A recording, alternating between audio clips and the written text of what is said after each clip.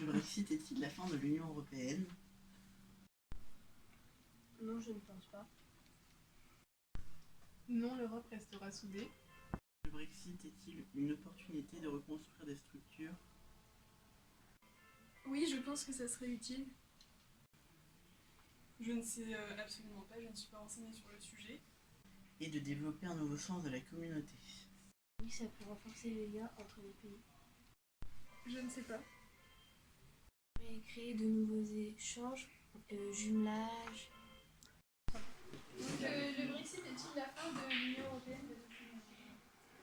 C'est une réponse oui, non, ou il faut argumenter. Réglementation, c'est possible.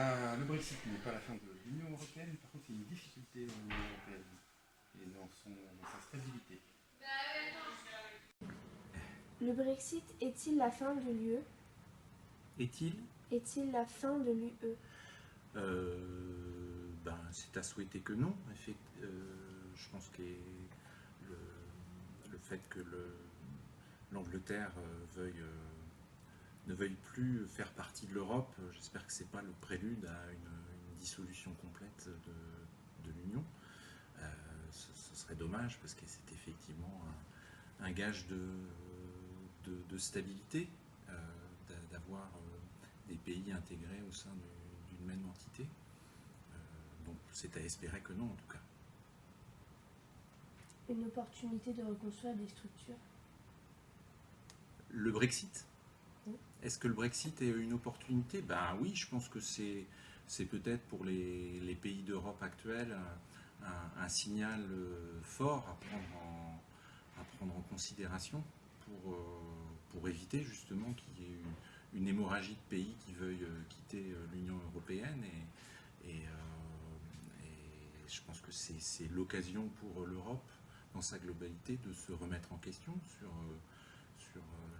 la manière de la gouverner et de faire en sorte que les populations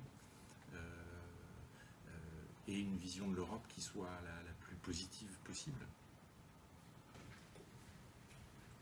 Comment on peut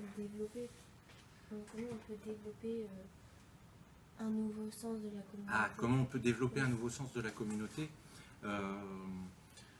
Peut-être justement en essayant de rendre l'Europe la plus concrète possible et de mettre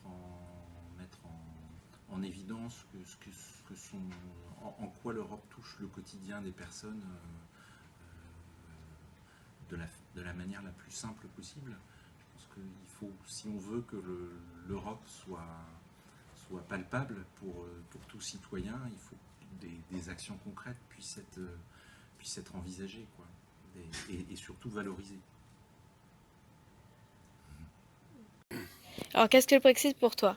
Le Brexit, ça va si c'est un Brexit dur, on va être obligé de changer notre façon de travailler, c'est-à-dire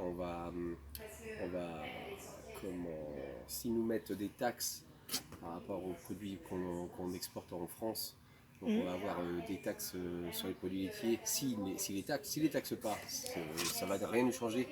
Oui. C'est juste après la douane, parce qu'après il y aura des passages en douane.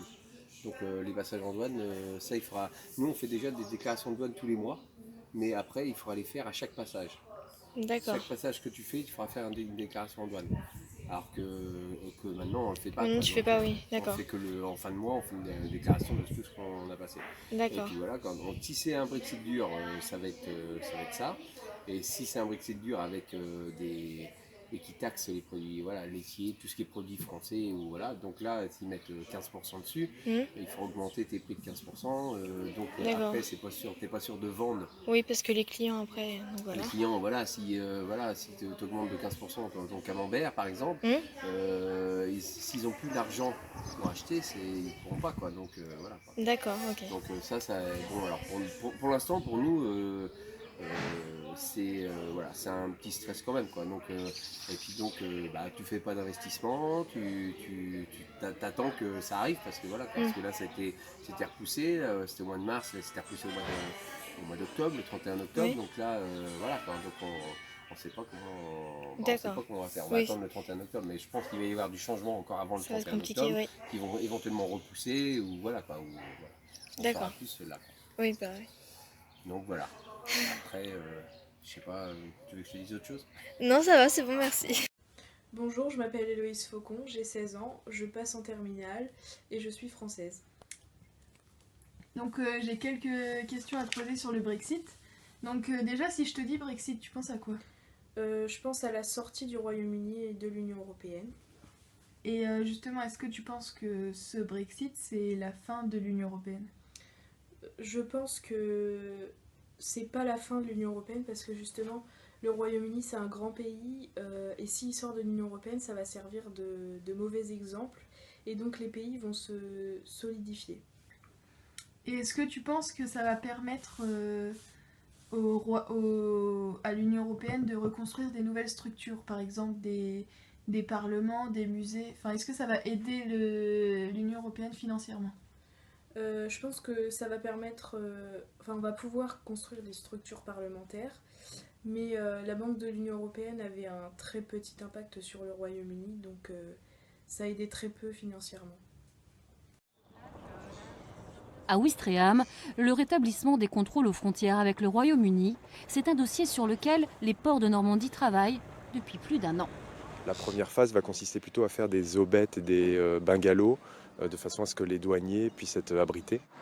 Ces structures pour accueillir les contrôles douaniers, phytosanitaires pour les marchandises et les personnes sont censées être opérationnelles au 1er avril. À terme, c'est la physionomie de la ville aux abords du port qui va s'industrialiser. L'ensemble des terrains qui se trouvent entre la gare maritime et les manèges et la halle aux poissons, donc des choses qui parlent à beaucoup de gens qui fréquentent la ville, ce qui représente 3 hectares, vont repasser en zone internationale portuaire. C'est-à-dire que ce seront des parkings qui permettront de stocker l'ensemble des poids lourds, des véhicules légers qui arriveront d'Angleterre ou partiront vers l'Angleterre pour pouvoir mettre en place les contrôles douaniers. Le but, c'est de faire en sorte que l'on puisse avoir suffisamment d'espace pour mener tous les contrôles. Si en revanche, nous n'avons pas suffisamment de contrôle et la possibilité de les faire, c'est demain non plus 3 quarts d'heure pour embarquer, mais 1h30, donc 3 heures à chaque ferry entre le moment où les gens désembarquent et embarquent, ce qui veut dire que l'on pourrait passer de 3 ferries à 2 ferries si nous ne sommes pas en capacité de résoudre ce problème, et donc derrière évidemment tout un pan de l'économie locale qui là pour le coup serait plutôt négative.